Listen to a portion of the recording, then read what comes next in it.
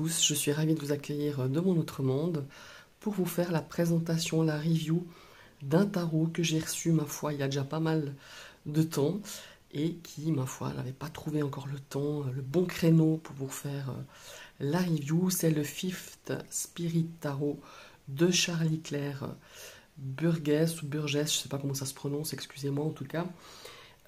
C'est un tarot que j'avais repéré lors de sa sortie, je crois, l'année dernière, ou c'est peut-être même 2021, je ne sais pas vraiment, mais je dirais plutôt 2022.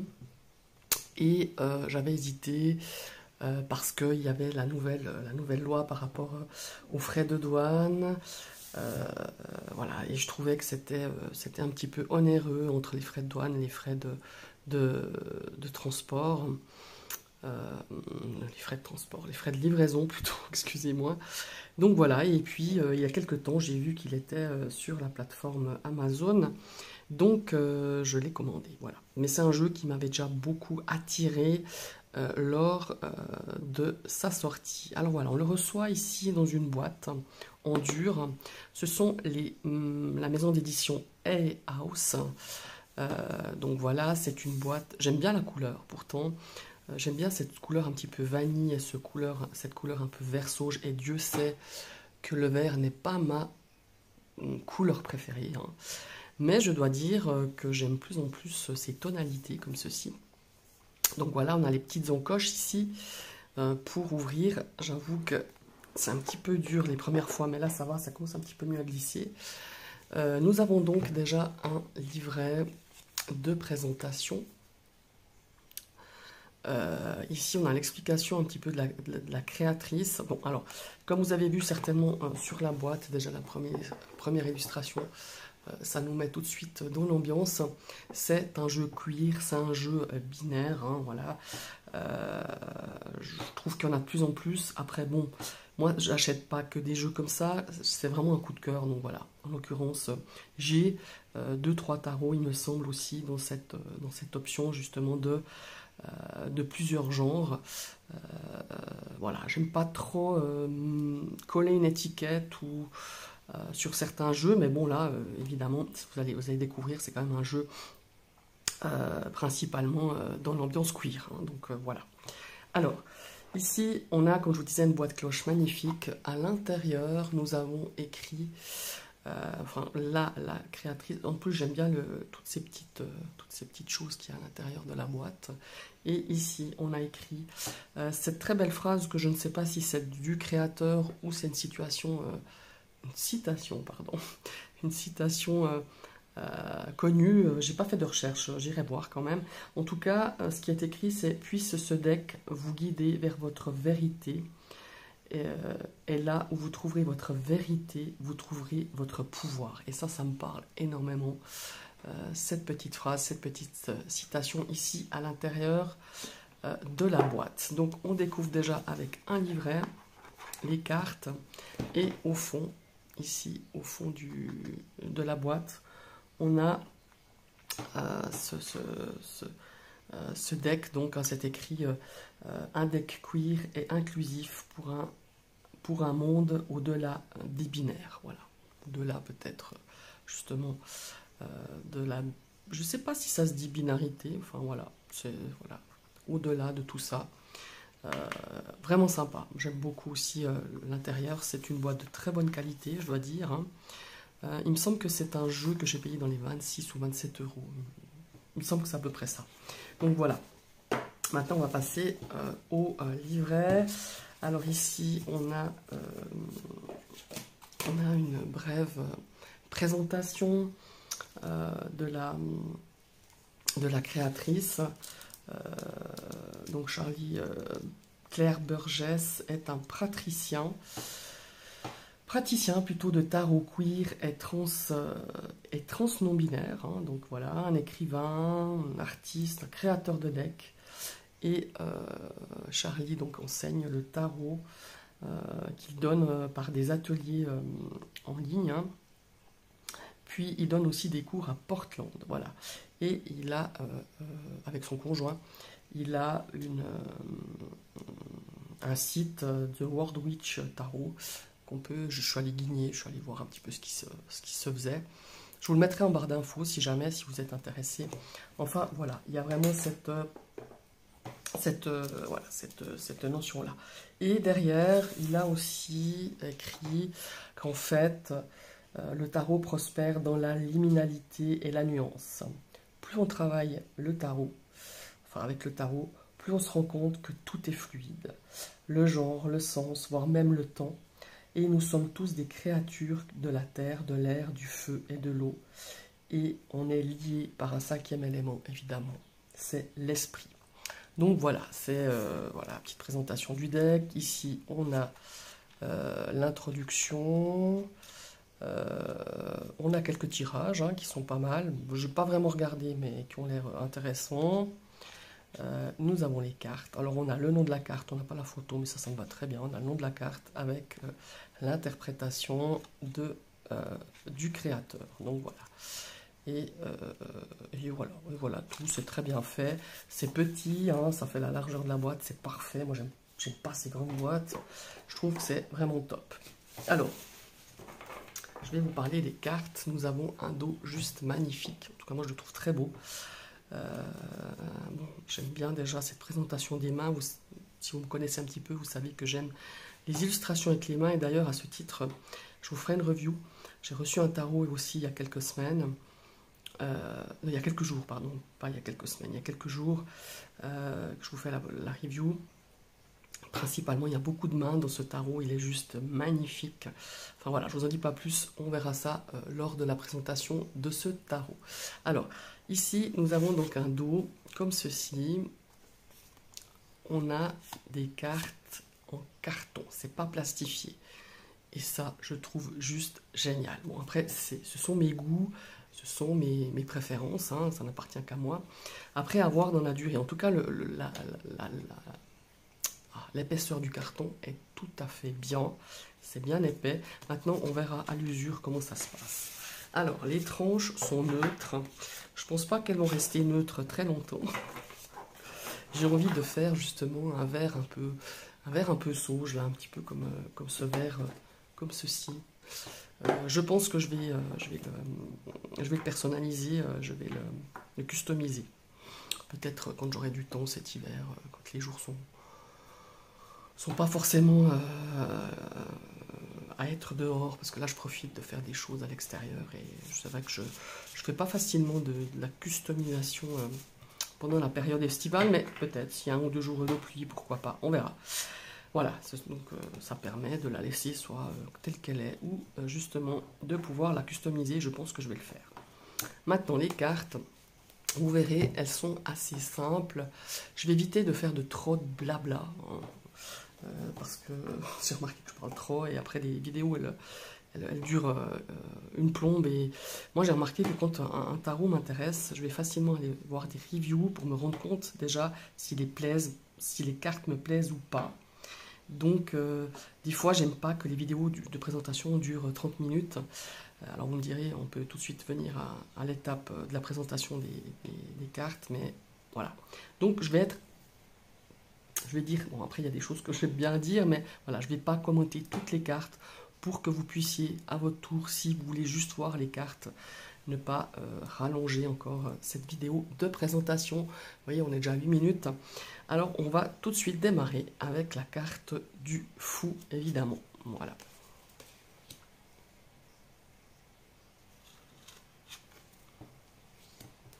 La grande prêtresse, qui est très belle, j'aime beaucoup.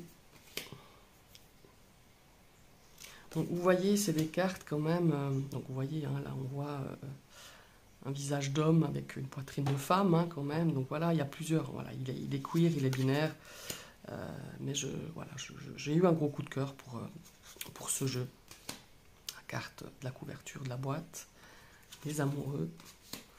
Le chariot, hein, représentation moderne. La force, elle est sympa avec ce chat, ce chien. L'ermite. Ouais, elles sont assez minimalistes, mais assez parlantes. Évidemment, ça suit le rider. Les mineurs sont moins illustrés. Hein. On n'a quasiment pas de personnages, mais on a un symbole qui nous fait penser, qui nous fait tout de suite voilà, reconnaître la carte pour les mineurs. Donc là, les majeurs, vous voyez, elles sont assez dans la tradition Rider-Waite. Hein, il n'y a pas... La carte de la lune est très belle aussi.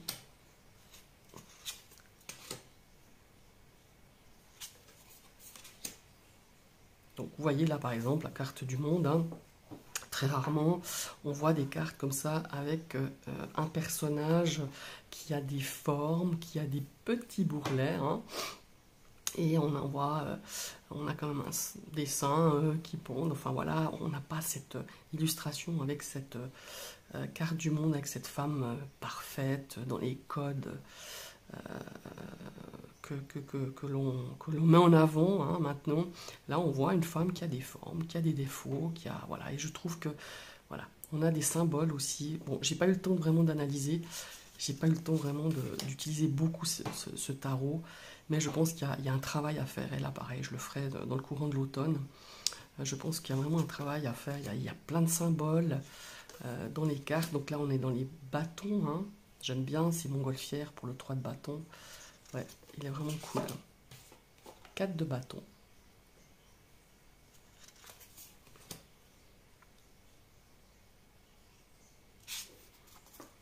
Vous voyez, c'est très minimaliste, mais on reconnaît tout à fait. On sait se dire, ah ben tiens, le 7 de bâton, je le reconnais parce que, bah, vous voyez, par exemple, le 8 de bâton, la notion de rapidité, hein, ici, avec ces feux d'artifice. Hein. 9 de bâton, hein, on voit qu'on a une bougie qui a plusieurs bougies. On voit quand même que c'est un beau chandelier. Hein, ça nous parle de confort, d'abondance. Alors là, elle est intéressante cette carte, c'est le 10 de bâton. Donc on parle d'action évidemment, mais on voit tous ces bâtons en feu hein, quand même. Donc on a des approches fort intéressantes. Donc là, ouais, pareil, des valets, on va avoir des femmes, des hommes. Vous voyez, le cavalier, ici, c'est une jeune fille, apparemment. Ici, vous voyez, on dirait... voilà. La reine et le roi de bâton. Voilà. Maintenant, on peut passer aux coupes.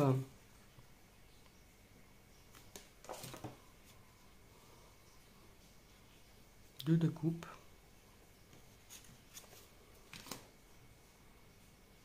Voilà, le 3 de coupe pour la notion de prendre le thé avec des amis, prendre l'apéro. 4 de coupe.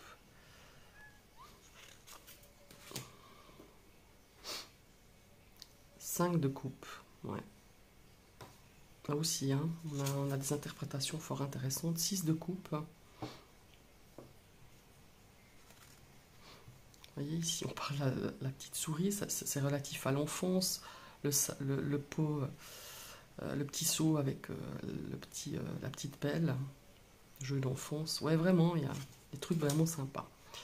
7 de coupe, elle est marrante, celle-là aussi. 8 de coupe, hein, on voit vraiment cette porte ouverte et cette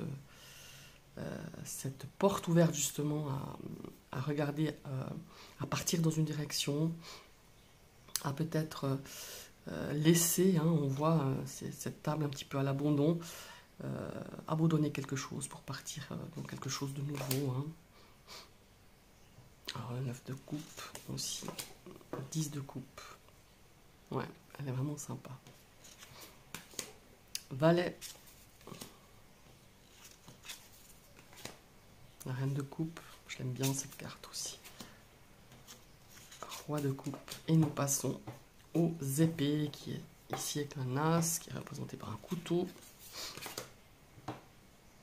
2 d'épée, très intéressant aussi. On a les yeux fermés, hein, on a ces 2 coupes, on a ce papillon de la mort. Voilà, cette dualité, hein, si on peut dire, hein, ici. On a l'émotionnel ici, on a les yeux fermés. Ah, elle est belle celle-là. Alors celle-là, elle me plaît énormément. C'est une des cartes aussi qui m'a beaucoup plu dans ce jeu quand je l'ai découvert. Le 3 d'épée, on a cette notion de coudre, de recoudre peut-être. Un chemin de guérison ici. On a des blessures au cœur, on a cet organe ici. On n'a pas ces épées qui sont plantées dans cet organe et c'est aussi très intéressant. 4 de coupe.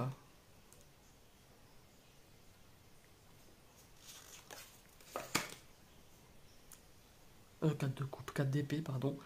5 d'épée, là aussi. On voit très bien.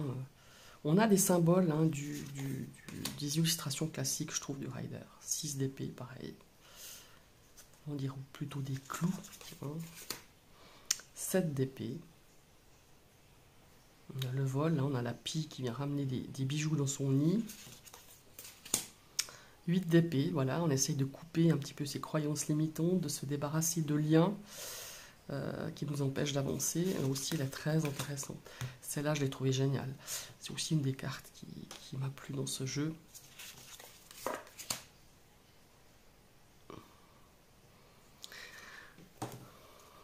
Vous voyez, on a cette notion alors de cet oiseau qui pour moi est plus mort que blessé avec toutes ces épingles, toutes ces voilà, et on a cette notion de renaissance. Hein, on a cette notion de repartir sur quelque chose de nouveau, la fin d'un cycle, mais il y a déjà un départ qui se dessine dans cet œuf. Alors le valet, le cavalier, la reine. Le roi. On est dans les deniers. Excellent, moi j'aime beaucoup. 2 de denier, l'équilibre, hein, la flexibilité. 3 de denier. Donc, vous voyez, on a cette notion de collaboration, hein, ouais, très intéressant. 4 de denier. Les racines, les fondations. Celle-là aussi, je l'ai beaucoup aimée. Le 5 de denier. 6 de denier dans cet aspect de don. Hein, ouais, j'aime beaucoup. De recyclage, en fait. Hein, de donner, de recycler chez soi et de donner pour que ces objets aient une autre vie avec des gens qui en ont peut-être besoin. 7 de denier. Voilà, nous avons la carte de l'artisan, de l'apprentissage, du travail, hein, quand même, avec tous ces objets, avec tous ces outils de travail. Le 9 de denier, je la trouve super sympa aussi. Donc vous voyez, c'est très minimaliste. On a le 10 de denier, on a cette maison.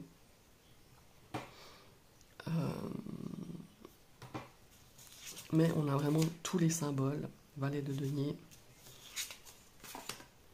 cavalier de denier. Intéressant, là, vous voyez, on a un personnage ici avec une jambe, une prothèse. Reine de denier.